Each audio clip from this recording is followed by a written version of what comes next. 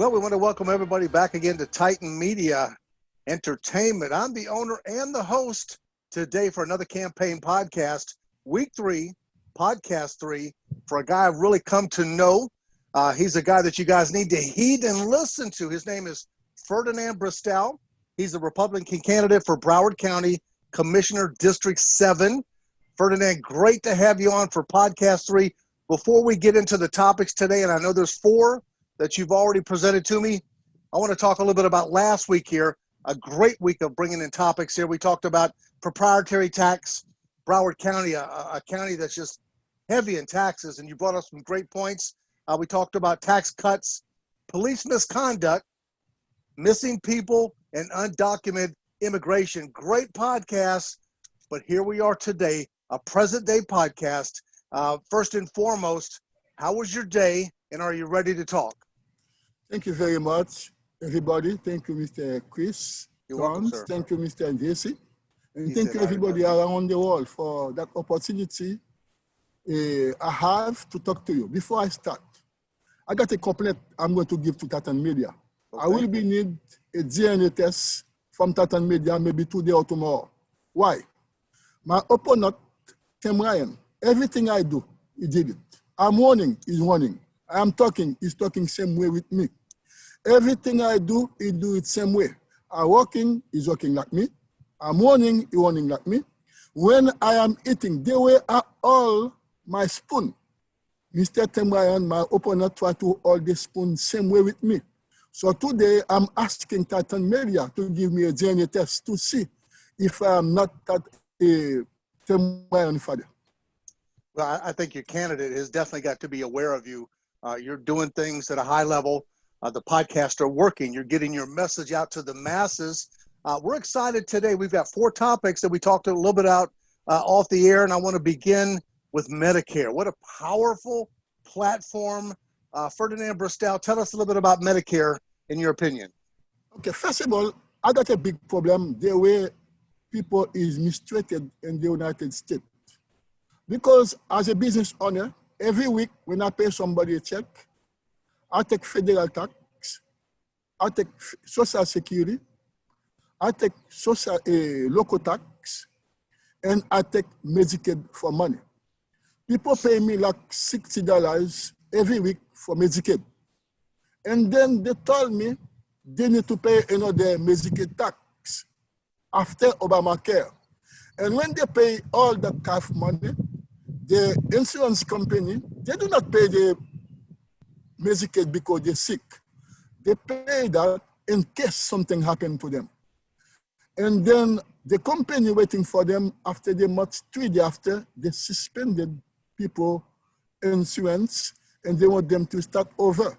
Myself, as a candidate for Broward County Commissioner District 7, I will engage the state attorney office to do its jobs. If somebody pay insurance for years and years, all insurance is supposed to save money for people. If they do not get sick, they do not charge them, they need to return something. Especially, let me give you an example. I'm sorry, I'm not doing advertising. I just talk about something seriously. Allstate insurance, when you get a policy with Allstate, you got 6 months, you do not make accident, they return you a check. Geico, you got 6 months, you do not make accident, they return to you a check. All the insurance do the same thing. The Medicaid people, they just take your money, they do not return you nothing. For them to save something for you, they charge you an insurance called All Life Insurance. That insurance costs you so much, you are unable to take it for long. I am very sorry to talk about all that topic, but to ask me a question, I am answer you. I am waiting for any question you want to ask. Well, I think it's a great platform, Ferdinand, and we're glad that it's finally being addressed. A lot of people talk around issues. That's not what we're here to do today. Ferdinand Bristol here, Medicare, and that's a great ideology of how things are going to be handled in Broward County here. Let's talk about employment. Now, that's an issue that you also have a strong stance on. Can you talk about that, Ferdinand? Yes, I will. I got a big problem also. Sometimes when you got kids, your job is slow, you are unable to work, or your job have nothing for you to do. The bossman, or I am, send you to the unemployment office. When you go into the unemployment office, that depends on what kind of person you meet. The person asks you in the application, you got kids? Yes. How many? 5. How many? You got your wife? Yes. They know already the kids need to drink juice or whatever. They tell you they will send you a check 2 weeks after. But sometimes they send you to the child support people to get food stamp. A lot of people over here, they feel low or they feel embarrassed when they are going to get food stamp for their child. It is not something people are supposed to be embarrassed. You're working for that and you got your benefit. The unemployment sometimes tell you, you will be waiting for a check for 2 weeks. So it is good for you to get that letter, represent that to the Family Central or Department of Children and Family. They will give you a card food stamp. You can bring food on the table for the child. You know what they do to the people? When you go there with the letter, you presented them the letter, they go to work. They do not call you. They make you feel humiliated. They make you feel discouraged. After 3.5 hours, when they call you, they ask you why you come here. You say, I was in the go to the unemployment. But unemployment people give me that letter to give it to you. So I'm coming here to claim some food stamp for my child. You know what they ask you? How much money do you work? You tell them you're working for $50 an hour or $40 an hour. They tell you, no, you don't qualify because I am working over here for $8. You are not responsible for people who are not educated. You are not responsible for people who get low money than you. But your job send you to the unemployment. Unemployment send you to the Department of Children and Family or Family Central. Also, I will waiting for your question. Department of Children and Family and Department of Family Central, they cause a lot of trouble in the family, the working family. They don't give you money, they humiliate you. When I become a commissioner, people don't need to go to the Department of Children and Family. When you have a letter from your unemployment boss, they give it to you, you bring it to my office. I am the one who's going to call Department of Children and Family. I'm going to tell them you are not coming to the office because they do not treat you well. I want them to send you what you are deserve today. And I want a copy on it. I will not give access to no one to humiliate people because I know what is embarrassment. Well, that leads us, and I agree with that. Actually, I love the way you put together that platform. And that leads us right into our third topic today. We went from unemployment. Now we're talking about child support. That's a very sensitive issue, not just in your race in Broward County. Let's talk a little bit about child support and your platform on that. First of all, child support is a big issue. Myself, I'm a father. My wife divorced me for 2 years, and we live together. I don't know. I know that by the time my wife going to take off. And then police busted me, humiliated me, they touched me inappropriate. Because I got kids for 2 years, I don't take care of them. Everyone who got child support is a victim. I know the pain. I know the consequences. I know the judge, when child support dispute take place, the judge told both parents, I am not a judge at this moment. I am a mediator. I'm standing here for the best interest of the child. And they share the case guideline, question guideline. 18 for mother, 18 for fathers. I talk about child guideline. And they need to find out a lawyer for them to choosing what is the best for them. But the judge don't care. The judge don't stand up for mother. The judge don't stand up for the father. The judge stand up for the child, for the best interest of the child. And the guideline book authorizes both parents to do not criticize each other in the front of the child. Well, This that's is it. what is about child support. I love it.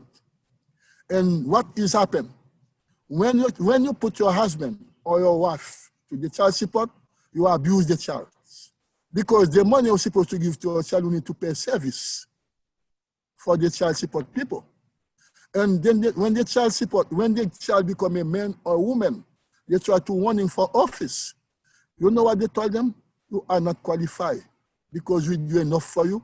Your mother or your father was abandoned you. We are the one who take care of you. So it is the best thing we can do when you sit down together with husband and wife to deal together because of the child. I don't care. If you love me, if you hate me, like my ex-wife, I am here for you forever because of the child. When the child is in trouble, we both need to stand together for the best interest of the child. And what happened? We hate today. We will be loved tomorrow. Because sometimes Satan is the worst enemy. He's using family members to divorce them. This is the thing. Most of the people who are divorced, they do not divorce because they want to divorce. When they are going to Department of Children and Family or Family Central, you know what they told them? You are not qualified for the benefit you deserve. You will be qualified if you kick out your husband or if you kick out your wife. They're breaking family. They divided family. I do not like that. You know what they do? When you divided with your wife, 13 years after, your child go into juvenile jail. Because one mother cannot raise the child alone. The child needs both parents. He needs mother, he needs father. What is father? Father is the one who takes decision. A good father gives the child encouragement to go to college and university. A mother is blind because he loves too much. The father do not love too much until you do your homework, until you do your school jobs. That's what he gives it to you. You don't do it, no television, no internet, no telephone. So that's what the father is about. Thank you. Well, we're talking to Ferdinand Bristol here. He is the Republican candidate for Broward County Commission District 7. Great topics. We're going to finish up here on podcast number 3 here. Let's talk a little bit about food stamps. I mean, you've touched on all the bases today. Food stamps, your fourth topic of the day, also has a lot of merit. Ferdinand, let's talk a little bit about the food stamp situation in Broward. Okay, Broward County food stamp is a big problem. It's a big issue. People humiliate so many ways. I don't know what to do myself. I'm going to verify when I become a commissioner for Broward County. Family, how much each of them make a year. If a family make less than $50,000 a year, you are automatically qualified for food stamp. You don't need to go to the Department of Children and Family to ask for food stamp. You will receive the food stamp card in your mail every month. Because when people go into the food stamp, they humiliate them. They ask them how many toilet paper they use. If the women have the period, how many pads they use a day. This is not a good thing. You're not supposed to abusing people mentally. You want to help them. Myself, I will take my full responsibility as a commissioner. When people go into food stamp, they can knock my office first to ask me if I can help. And I will send them or I will escort them to go to the food stamp place because I know what kind of pain, what kind of humiliation they are going to face. Thank you. Well, I tell you what, I'm sure this cliche has been used before, but you sound like the people's choice. We've touched on some great topics today from Medicare, employment, child support, and food stamps. Again, we're talking to Ferdinand Bristol. He's the Republican candidate for Broward County Commission District 7. Ferdinand, my pleasure.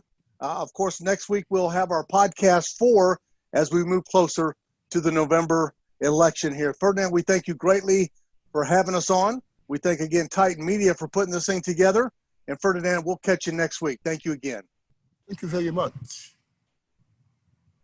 My last thing I want to say, I'm going to ask my people to voting for me, because I know Mr. Temwayan, my opponent, dream. Mr. Temwayan got a dream to drive everybody to their knee, to make them feel they will never be what they've been before.